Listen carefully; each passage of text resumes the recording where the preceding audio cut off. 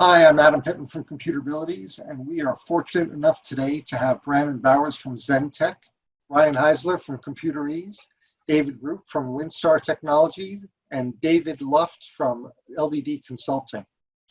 At this time, I'd like to go ahead and give everybody a chance to quickly introduce themselves and let us know what state of quarantine that they're in currently. Brandon? Sure. So we are based out of South Florida in the Fort Lauderdale area. And I would say we are in one of the worst areas in all of Florida right now. So the state in Miami is that all non-essentials need to be staying home. It's the same in Broward County. And we now have over 1,000 cases down here. Work-wise, all of our guys are now working remotely. We're just trying to keep our guys safe and conduct business as usual. Ryan?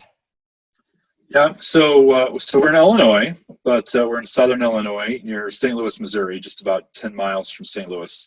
So kind of two different worlds, but in Illinois we have a stay-at-home order, so all non-essential business is supposed to be closed.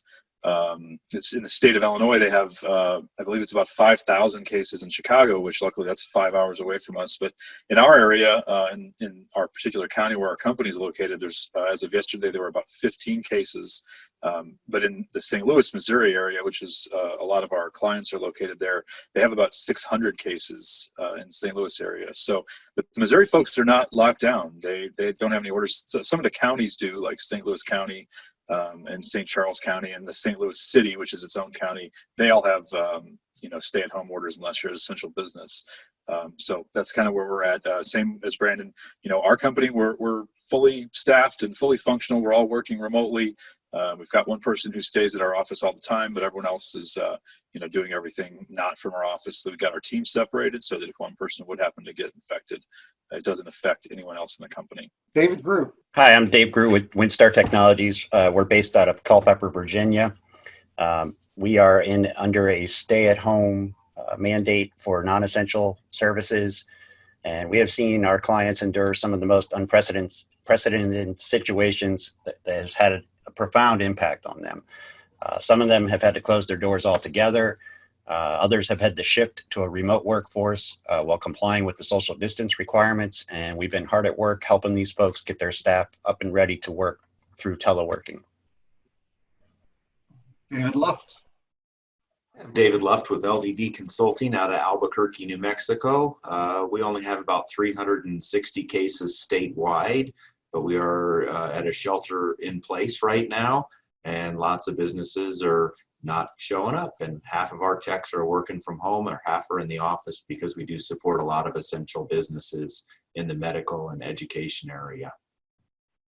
And we are also in lockdown, very similar to WinStar Technologies situation right now, where we are supposed to be working from home, which we are, all non-essential. We do have, all my techs are working remotely and successfully working remotely. We have been very busy getting people to be able to work from home. And when we do have to go to clients, we will go to a client if necessary, of course. So that's the situation. I think you've heard pretty much across the United States. Got a couple of questions that we've had come in actually recently, and one of them is, I want to use my employees' home computers to connect remotely to the office. How can I do that? Anybody want to pipe in on that? Yeah. One of the things we've done. One of the things we've done for a lot of customers is actually you can put a lot of VPN clients on Chromebooks. So they're actually buying Chromebooks for being able to VPN in and remote into the desktop securely. Are they able to use their Microsoft Office functions with Chromebook? No. They can use the web-based version, the online, but they can't really keep any of your company data on those. So it's a very secure way to remote into your own network. It's an interesting idea. And they're fairly low cost. Right? Yeah, we've had a lot of the same requests too. So, the biggest concerns that we have, because right now, even if you wanted to get laptops to give your clients to work remotely from home, they're a little hard to get. So we've had to have some people use their own individual home computers. So the biggest thing is we want to make sure that we secure the computer as much as we possibly can, because we don't know what was on it before, what kind of security it had in place, and what kind of viruses or malware, those types of things that it might have. So, putting a set of tools on it, similar to what we put on the clients' computers at their offices that we manage, is important. And then aside from VPN, also, David, some of our clients we've given LogMeIn access with two-factor authentication, so it gives them a little bit more security. At least they can't have their credentials hacked and used to get into their computers without having that second factor. Very good. Got another question that just came in. How can I have my office or staff employees or team better collaborate while we're working in different locations? I'll chime in real quick. I would say just doing more of what we're doing right now, getting people in front of people, using tools like Zoom. If you're a Microsoft shop, leveraging Microsoft Teams, there's so many tools out there today where you can, number one, keep communication going. So I'll just give you the example for our team internally. We all have a huddle in the morning and we do it via video. So we're seeing each other, another touch point after lunch, we're connecting with one another. And then throughout the day, whenever we're collaborating, we're chatting. But if instead of getting on a call with one another, we get on a call, but we get on a video call. So just that additional FaceTime. And we're seeing a lot of our customers adopting a very similar situation where all their meetings are getting moved virtual, but they're all doing video virtual meetings to make sure that they can maintain culture, maintain communication with one another. Yeah, we've actually been having our clients use both the Microsoft Teams and Zoom for video conferencing, and then in many cases their PBX has conferencing capabilities and collaboration tools built in. On top of that, we've been offering lunch and learn sessions where we can teach the folks how to use those tools in this specific environment where they're not in the same building together. They can't get up and walk over to somebody's desk. So we're using those examples to demonstrate the power of those tools. And quite frankly, the buy-in for these tools has become just huge. Just had a couple of questions that came in that are kind of similar.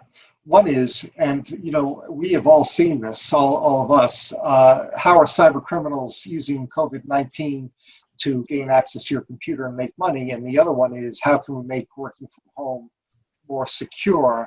And I can say that what we have done is we've given all our home workers who are using their home computer a free version of Cylance, just so that they have a little bit more security when they use LogMeIn to log into their computers at work.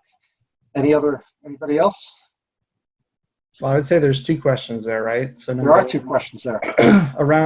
around any disaster, you get these bad actors that are trying to take advantage of the situation. So, when the hurricane hit Haiti, what happened? People were sending tons of phishing requests, send money this way, donate.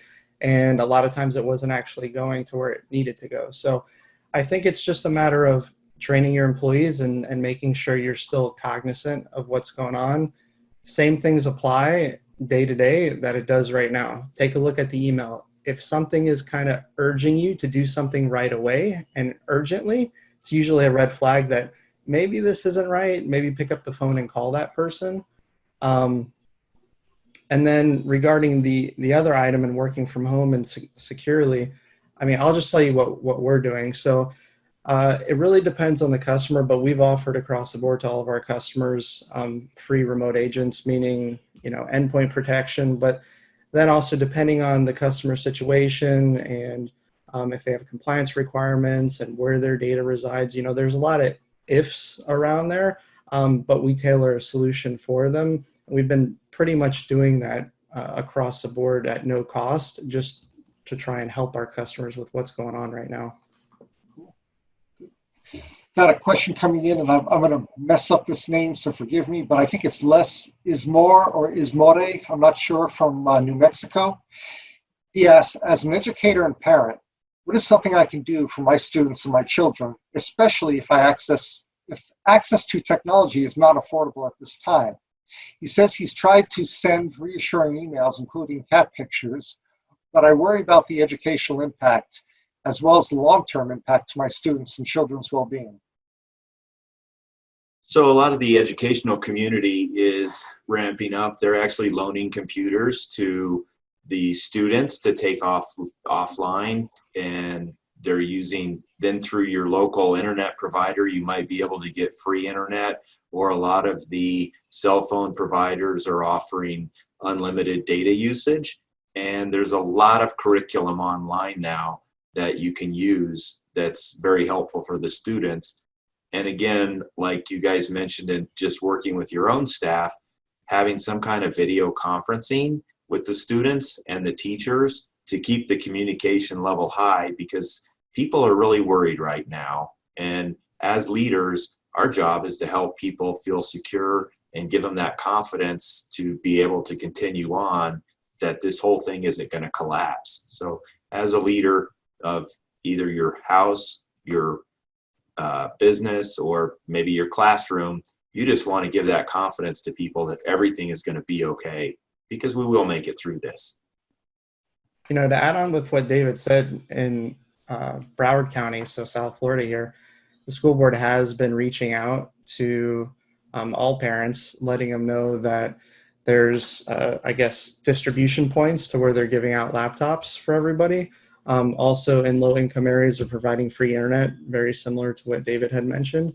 And I have 2 young kids. One of my kids is in kindergarten. They're actually leveraging these same tools we've been talking about. They're using Microsoft Teams to do a virtual classroom in the morning. And they've also opened up, Scholastic has opened up resources. A lot of these different paid resources that were paid before are now free right now. Zoom is, I believe, just giving it free to the educational community also. Yeah, I think there's a lot of good things coming about this. A lot of the community is really working together to get things done.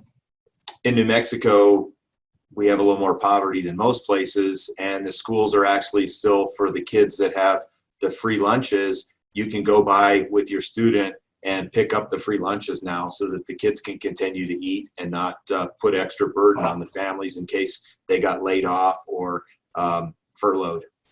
That's awesome. So there's lots of opportunities. It's important to stay connected and to check and see what things are available through your current school system, or even through the government, or talk to your neighbors. Keep the communication level high, even though you can't be face to face. I want to get on some of these other questions because I want to be respectful of everybody's time, and I want to thank you guys again for doing this. Dave Reckoning from Apocalypse Peaks says, I see an increase in spam. How can I verify that an email is real? And why is my spam filter not catching the obvious spam emails? I mean, what I'll mention is that when this outbreak first started happening, a lot of emails were getting through, a lot that should not have. What we've been seeing across the board over the last week is a lot more of these are getting blocked because, number one, depending on the spam filter, and without getting too technical, but they have a learning process, right? And so now they're seeing all of this happening, and it's triggering that learning to happen, and now those things getting blocked. I think going back to just the basics though, hey, look at the sender, look at the display name. Does the name match who it looks like is sending the email? Look for the red flags. Are they trying to urge you to do something right away? Are they asking for money? Is it wire transfer? Can you do a 2-factor like test by calling the person versus just replying to the email or doing what they say? You know, the same principles I think you need to follow right now, except even more so, you have to be kind of vigilant because people are trying to take advantage of the situation. And sense of urgency is always the dead giveaway, right? Anytime it's something that you have to do it right now, or something really bad's going to happen, that is the number one giveaway that you need to stay away. I would say approach it with a zero trust. Don't trust anything. If there's a link or a file attached, make sure you do confirm before you take any action at all. Yeah, and we always like to encourage a phone call to a known phone number of the sender. Yesterday, I actually had a vendor send out an email to a new billing portal with a link to click in it. And I called that vendor and I said, "Hey, what's going on with this? Are we really doing this?" And they acknowledge that it was a legitimate link that they had sent out. But and don't call the phone number in the email. Don't visit the website in the email. You can call a number and visit a site.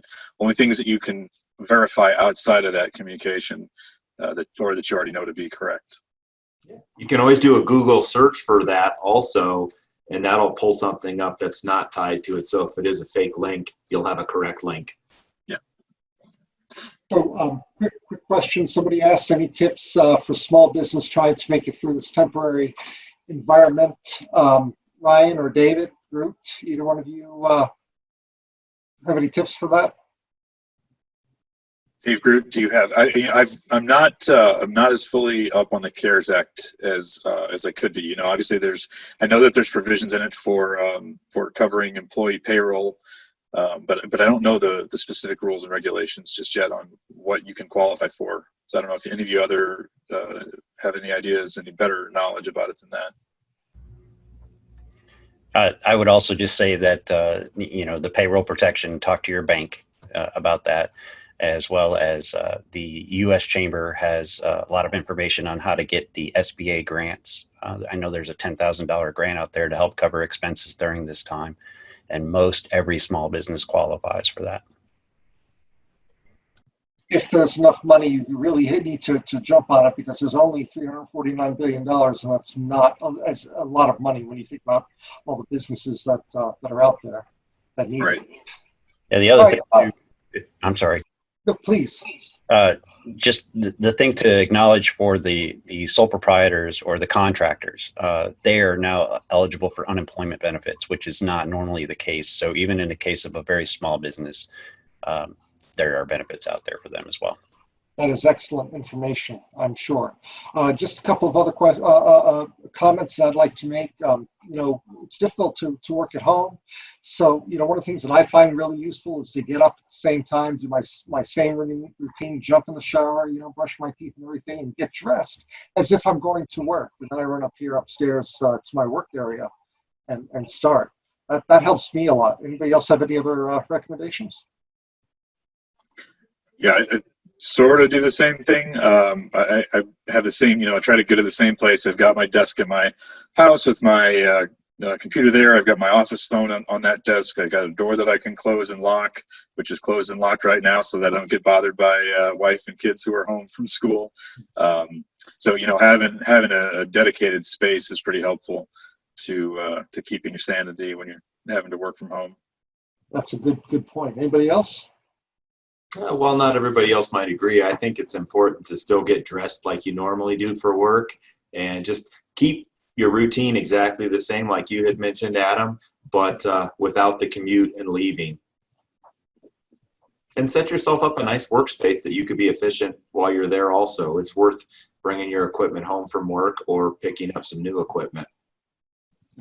In addition to the routine, I think getting out of the routine, though, of just sitting in your chair all day. I know one of the things we've been trying to do is, hey, it's stand-up time or break time. Everybody walk around. Unfortunately, we don't all have stand-up desks at home or anything, which would be ideal. But just taking a minute to even walk outside around the house and get a little bit of fresh air, I know has done, a lot for us. Anybody else? Yeah, I have my treadmill desk is behind me. So Oh, wow. there's actually a desk with a treadmill on it, and that has helped quite a bit. It's difficult. This is a difficult time. Anytime we hit a recession, it's difficult, but this is a pandemic. This is worldwide. The only thing that we can do to make things worse would be to give up. Anybody else have any comments about that? I think it's important to just remember there's always opportunity in everything. And during this time, you're going to run into some difficult things. And if you work through them, you may find out that that's something you're either really good at or a better way to improve your business. We may actually look at working from home going forward, even though I've never been a fan of that option as we work through the process to continue it. So take it as an opportunity, not as an inconvenience. Yeah, I would say embrace the change. Change is something we all fight. And when you're caught up in the daily grind of running your business, it's very difficult to see the benefits of making such drastic changes that we've been forced to do with this thing that's happening to us today. So, look, we're going to come out on the other side of this. It's going to end. It's not a forever thing, but take what you've learned and use it to further your business and just make it stronger. Yeah, everything that David Groot just said, I 100% agree with. I think this is going to be a large. There's going to be a large change in how business is done going forward. How things, just technologies that are going to change, and the way that we do things as a society, I think, is going to change dramatically in the next few years because of this pandemic, right? All these things that we've sort of been thrust into that people maybe had resisted, they're going to get moved to the forefront, and those types of things are going to change permanently. But like David Groot also said, there's light at the end of the tunnel. While we're in the thick of this, it seems like it's never going to end, but it will end eventually. It could be a year, it could be a couple of months, but it will end. So we just have to get through it and be creative to find ways to make it out the other side.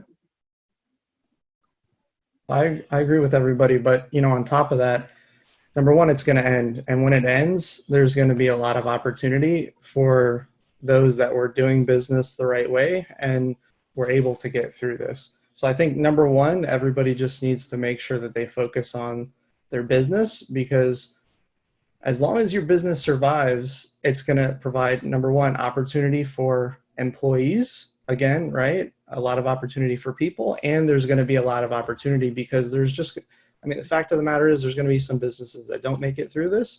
And for those of us who were doing things correctly on the up and up and right, there's going to be a lot of opportunity for those business owners, not just us, any business owner that was doing things the right way.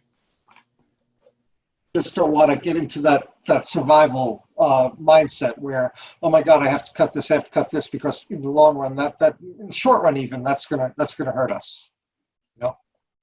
Yeah, you got to think that this isn't gonna last forever, for sure. Right. That's right. And take that energy and put it into something positive, right? Yeah.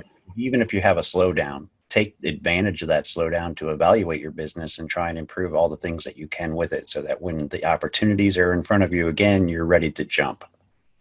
Somebody said before, and I don't know who it was, but firemen don't prepare to fight a fire when the fire starts, right? They spend all their off time, all their downtime training, getting ready, making sure they know where all their hoses are and everything's all folded up nice and neat. They've got all their tools and everything's ready to go, so that when the fire happens, they're ready, right? And so right now, while we have time, we can be like the firemen and have all of our tools nice and neatly placed where they need to be, have our hoses folded up and ready to go. And when the economy gets unleashed again and this pandemic is over, we're all ready to go. All right, I got to cut it at this point, because I know several of you guys have a time frame that they have to meet, and we're already over time. So thanks again, everybody, for being so generous with your time, and we'll see you again soon.